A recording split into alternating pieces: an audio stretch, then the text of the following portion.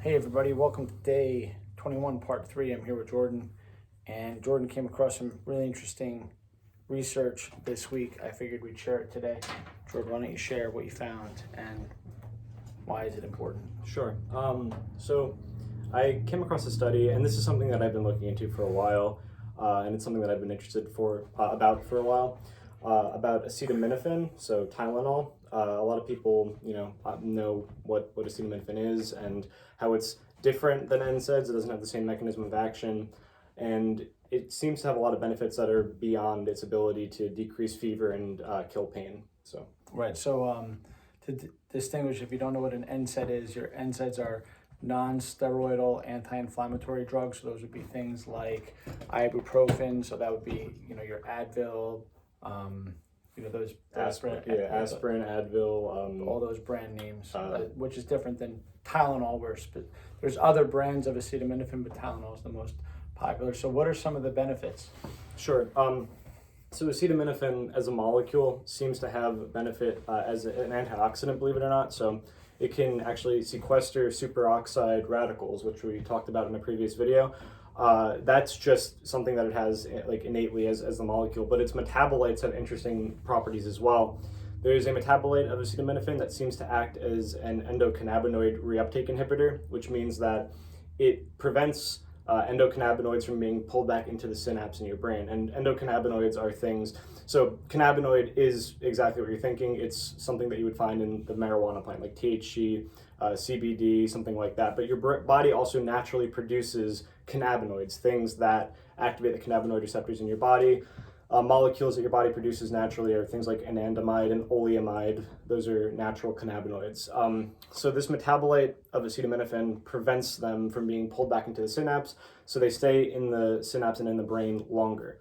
That has the effect of being an effective anti-inflammatory, and it seems to have a lot of benefit in neuroprotection. It protects peripheral nerves and neurons in your brain as well from damage.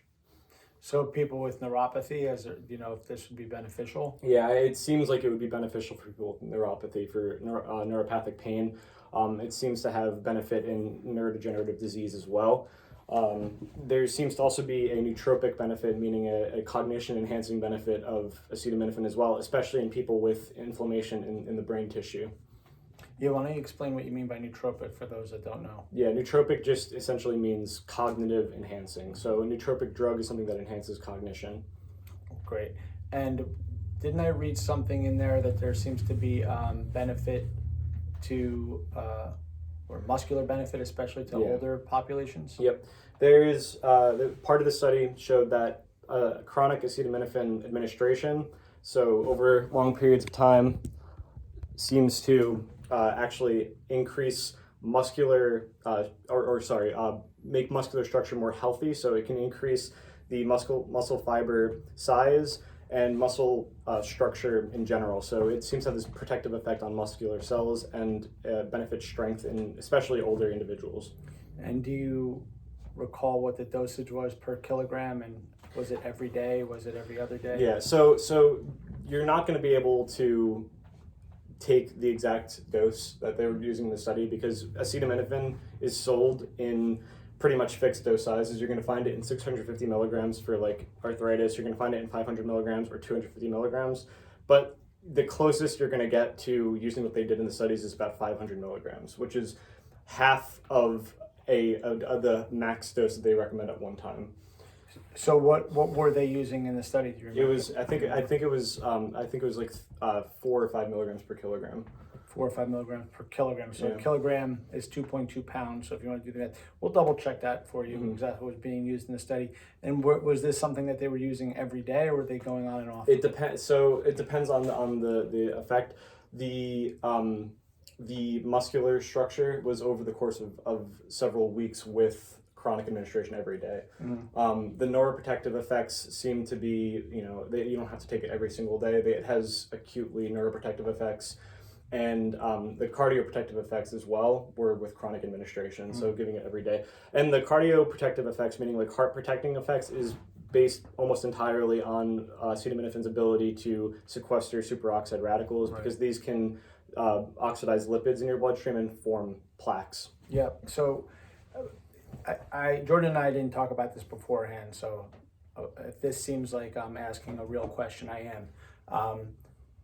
It seems to me that this is the type of drug where you'd actually want to cycle it on and off. So Probably, yeah. just because, just to give an example, Jordan can talk a little bit more about this, but these receptor sites can become almost too blocked over a long period of time, Yeah. right? Where you don't want to keep antagonizing receptors necessarily to create the same effect. So what you might do, and I'll run this by Jordan, I'll give you an example, is if we did acetaminophen for 3 weeks, then did CBD for 3 weeks, then did, if we're talking specifically about pain relief and anti-inflammatory effects, we can keep moving back and forth. Curcumin, maybe another 3 weeks. I'm not saying that you can't stand curcumin all the time. I'm just giving an example that if you cycle your anti-inflammatory type drugs, you may find that your body responds better the more you cycle through. Yeah, for sure. You generally, if your problem is pain or inflammation, and you're continuously taking the same mechanism of action drug every single time you have pain, you can downregulate certain receptors. Even if they don't downregulate, like if it's an enzyme and it's competitively antagonizing it, it can have downstream effects over time. Like you see this with ibuprofen specifically. It seems to actually cause issues with the heart rhythms, and also just it increases the risk of cardiovascular events in general. Because of its ability to block the cyclooxygenase enzymes that causes problems with blood aggregation and stuff like that. So yeah, I mean, acutely, if you take ibuprofen, you're obviously not going to suffer from a heart attack right away, but like cumulatively over time, you can. Yeah, let's address this also, since you just brought it up. There's been obviously some people may be aware that long-term Tylenol use has been associated with liver damage, but let's talk about how we can mitigate that. And actually, you guys are well schooled now between superoxide and everything we talked about with oxidative stress, and then liver health that we talked about, and as well as other supplements. Jordan will clue you in on how we can mitigate the problems with acetaminophen. And again, I would just do what I'm saying. If you're going to try this out, I would do 3 weeks on, then do something else for 3 weeks, something else for 3 weeks, come back to it, and see how that feels if you're somebody that really suffers from inflammation issues, pain issues. But go ahead, Jordan. Yeah, so ironically, a lot of the times your liver metabolizes things to get them out of your body and to protect you from damage from certain things. But sometimes, because your body didn't evolve in an environment where every single molecule that's possible has entered your body at some point, it sometimes makes metabolic mistakes, I guess you could call them, where it does things that it probably shouldn't have done. And this is exactly the case with acetaminophen. It creates a metabolite. It's not acetaminophen's fault, really. The molecule itself has a lot of benefit, but one of the metabolites of acetaminophen that your liver creates actually causes oxidative damage in your liver. And that can deplete the stores of glutathione in your liver. And obviously we know how important glutathione is, and that's not a good thing. However, if you overdose on acetaminophen in the United States and probably elsewhere, I'm not 100% sure on that, but in the United States, certainly, if you overdose on acetaminophen and you're suffering from acute liver damage from that, what you're going to be treated with in the hospital is intravenous NAC, N-acetylcysteine. And that is to restore the liver's glutathione stores, and it will completely, and in almost every case, it results in a full recovery from the acetaminophen toxicity. So that obviously implies, well, what if I'm taking a lower dose of acetaminophen that's not in the 7-gram range that can cause liver damage when people take it? If you're taking 500 milligrams, literally 7 grams, by the way, that's not even exaggeration. 500 milligrams is not likely to cause... Is 1/14 of 7 grams. And it's not likely to cause liver damage at that amount anyway. But you say to yourself, okay, well, can I just take this NAC along with the acetaminophen to mitigate that damage? And the answer seems to be yes. It seems to be that supplementing NAC along with or after acetaminophen supplementation actually can completely mitigate the liver damage from it. And that also applies to other dietary antioxidants, because a lot of them can concentrate in the liver. So things like beta carotene, things like flavonoids, those are all going to help mitigate damage from acetaminophen. So let's talk about one more drug that is re-piqued my interest. A year or two ago, Jordan and I were talking down at the beach, and I remember him bringing up this particular drug called Naltrexone, and specifically using low-dose Naltrexone to treat MS. And then upon further conversation, we realized that it's actually helpful in almost all autoimmune diseases, and we started to talk more and more about it and how it works. Before I talk further on this, Jordan, why don't you explain briefly to people what was Naltrexone originally made for, and then when they started to use it in low dose, what did they notice? Yeah, so there's something called a bell curve effect for certain drugs where I guess it's not exactly the same exact thing as here, but at certain dosages, drugs can do very different things than at other dosages, and that's actually pretty intuitively obvious. If you take if you drink 1 cup of coffee, you feel stimulated, awake, alert. You drink 10 cups of coffee, you're shaking and you can having a panic attack. So, obviously these drugs have different effects at different dose ranges. Naltrexone was originally developed as an opioid antagonist. So what that means is if you were overdosing on an opioid, you could inject the naltrexone and you would essentially be revived from this opioid overdose.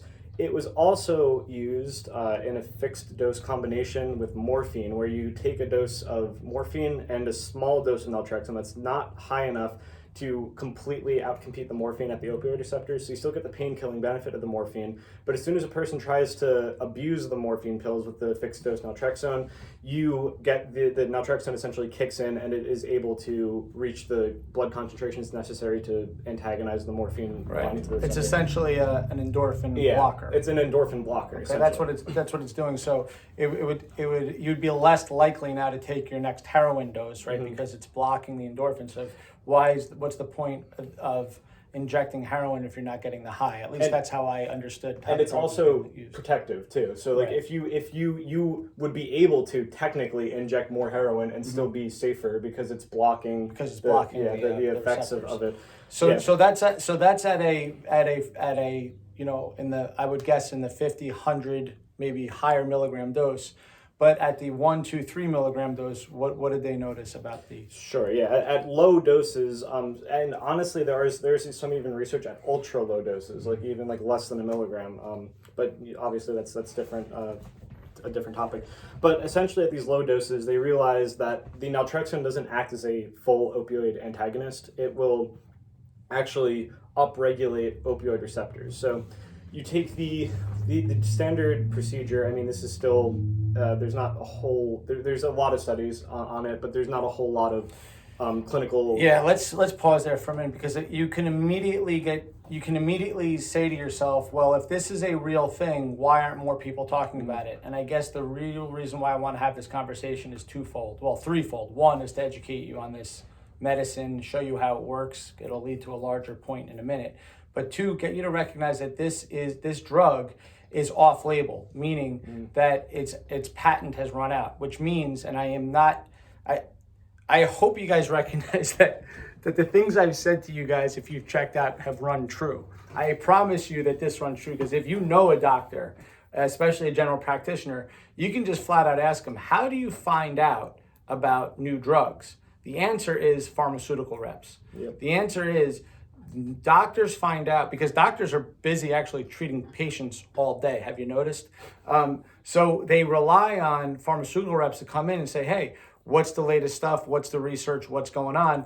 So you can imagine that something like naltrexone is not on the radar of most doctors. However, doctors in the know, and if you do your research, Google, and look at how many functional medicine doctors use low-dose naltrexone with tremendous benefit. The reason why there's not longitudinal studies on this is because there's no money in it to be made. Now, this is a whole separate topic. This happens a lot with certain drugs. But if you believe that the best drugs are the ones that are being prescribed by your doctor, you're wrong. What happens is there's been lots of drugs that for long periods of time have been quite effective, fall off of the radar the same way that naltrexone has because there's no money in it, and yet they're effective. As soon as that patent expires, people want to drop the drug because then the pharmaceutical company that originally made it isn't making the money off of it anymore. So then you have somebody come in and make a drug that has a similar mechanism of action and then sell that one. So one of the biggest criticisms you'll hear if you really look into this is, well, there's not enough longitudinal studies, nor will there ever be. Because you're not going to, this is a drug that literally costs $30 to $40 a month. Now, why am I saying this? Because guess what hydroxychloroquine is? It's also a drug that costs $30, $40 a month. It's also a drug that's patent has run out. Now, I showed you guys, I linked to you guys a MedCram video. MedCram, we're talking about MedCram here. We're talking about a doctor who's being as objective as he possibly can to other doctors. Many of you guys realize that stuff is pretty high level on MedCram because they're talking to other medical professionals. This guy has no room to be political. All he's doing is simply giving information on longitudinal studies. And in one video that I referenced showing the benefits of hydroxychloroquine over time and it being statistically significant in 7 different areas, that video is taken down by YouTube. It's taken down by YouTube along with 12 other MedCram videos. Objective science being taken down showing how effective certain drugs are. Why is this? Well, I am letting you know flat out right now that there really are nefarious motives when it comes to big pharma. And when it comes to something like low dose naltrexone, if you have an autoimmune disorder or if you have that includes Crohn's, that includes fibromyalgia. I mean, you could go down the list. I don't have to tell you what an autoimmune disorder is if you have it. That includes MS. We're telling you this so that you look into it with your doctor, but we also want you to understand the mechanism by which it works, as well as the fact that drugs like this fall into line with drugs like hydroxychloroquine. And you may be saying, well, how does this get shut out of our vision of understanding how to get better? Well, this is how. But go ahead, George. Continue on the low dose naltrexone. Yeah. How does it work? What is the effect later? And then sure. So, low dose naltrexone, as I said before, is an opioid antagonist. So it blocks the activity of endorphins at the opioid receptors. Which, by the way, I don't know if that's a commonly known thing or not. But endorphins are opioids. Right. That they activate opioid receptors in your body just like heroin or morphine would, just with much lower affinity in comparison. So naltrexone comes in and blocks the activity at endorphins at those receptors. And you may think to yourself, well, that sounds bad. I don't want to do that. But in response to antagonists, receptors do something called upregulation, where there's more of the receptor expressed on the cell because your body wants to reach homeostasis, where if it's noticing, oh man, we're not getting any endorphin activation of these receptors, it makes more of the receptor so that there's more receptor to attach to the endorphin, so you get more transmission. And this type of effect is not uncommon in the body. It happens in a lot of receptors. Not every receptor, but lots of receptors. So the naltrexone comes in at a low dose. It doesn't fully block the effects of endorphins, and it upregulates the endorphin receptors or the opioid receptors.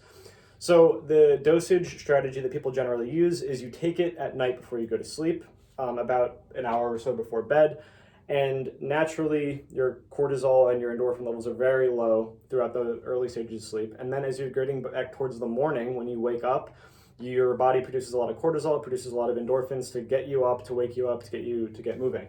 Now, because you just upregulated your opioid receptors a few hours ago when you were going to sleep, you get a much bigger endorphin rush, you get a much bigger rush in general from waking up. Now, there's also a lot of implications. That's not just the only benefit of naltrexone. A lot of people say that it's beneficial for depression and anxiety. For that reason, you feel much more motivated. You feel much more a sense of well-being when you wake up in the morning. So there's actually psychiatrists looking into it for depression as well. But the other benefit is that it seems like the opioid system has a intimate tie-in with receptors called Tolllike receptors. Right.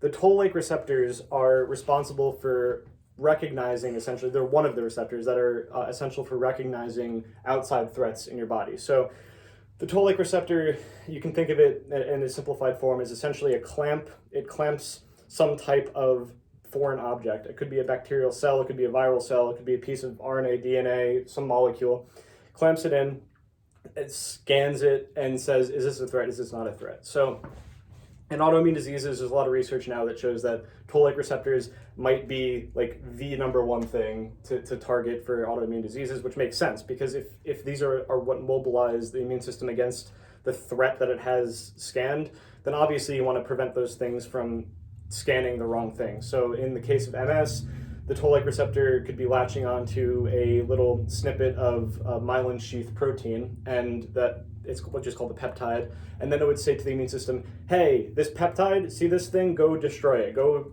elsewhere in the body, every time you see this thing, destroy it. And then all of a sudden your nerve cells are getting attacked by your immune system, and obviously we know that's not a good thing. So low-dose naltrexone seems to prevent the Toll-like receptors from having this malfunctioning effect. People aren't 100% sure how exactly it's happening, but there is definitely a tie-in between the opioid receptors and the Toll-like receptors. So it's definitely having an effect there. So this, Jordan kind of jumped the ship a little bit here, but it is within that conversation right there that I talked to Jordan the other day about, wouldn't there be an interesting study with this being protective on COVID-19? Similarly, in the sense that hydroxychloroquine is in a very different way. How would it be protective against COVID-19? Well, in exactly what Jordan just described with these Toll-like receptors, essentially you're upregulating the immune system to be more on high alert to foreign bodies, foreign invaders. And the study here is actually quite simple. You already have numbers, so just watch. The only thing that would need to happen is this in order to get a decent hypothesis. You simply look at, well, of COVID patients that are in the hospital, how many of them have autoimmune diseases? We'll just make it easy. We'll just say there's 1,000. Okay, 1,000 people have autoimmune diseases. What percentage of them are being treated with low-dose naltrexone? Well, only 10%. So there's 100 people being treated with low-dose naltrexone that are actually in the hospital, so 10%. Then you look at the larger population of everybody in the United States that has an autoimmune disease. We'll just make it up. We'll just say it's 10,000. Now, how many of them are on low-dose naltrexone? Well, if you see that, again, I'll make it up, that 3,000 people are on low-dose naltrexone, well, you notice that 30% of the population is on low-dose naltrexone, right, that have autoimmune disease, but only 10% are in the hospital that are being treated with low-dose naltrexone. You would expect if there's 30% in the general population, there should be 30% in the COVID population. So my point is that we can look at numbers here. It's not hard.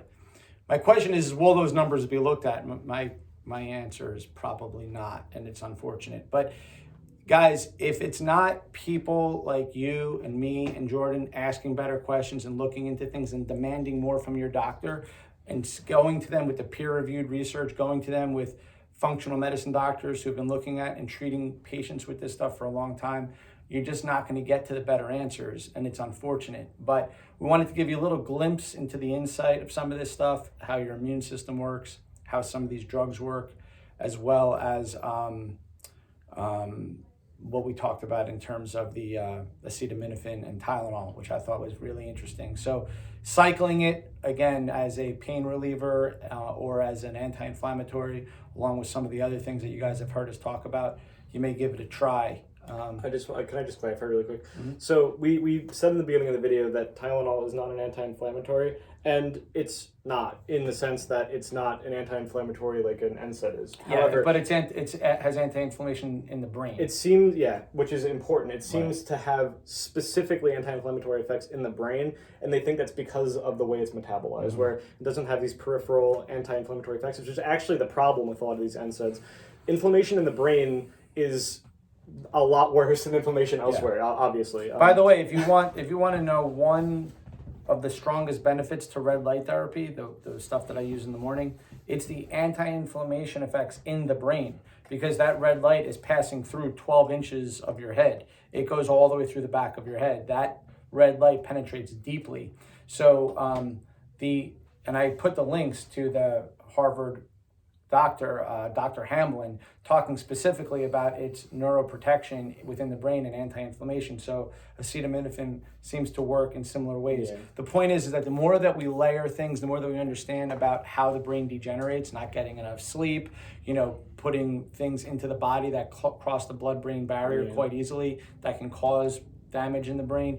There's a lot of things. The more we learn, the more we educate, the more we understand, the more we can prevent degenerative brain disease. Because guys, let's face it, like there's nothing worse than as your mom or dad get older and they're 80, 90, and you can't, you literally can't communicate with them anymore. The amount of time, effort that it takes to deal with them, you're making an investment not just in yourself, but in your parents and those older ones that you need to take care of eventually. So the time starts now, guys. Okay, thanks for your time. Running a little bit late. Have a great rest of the day.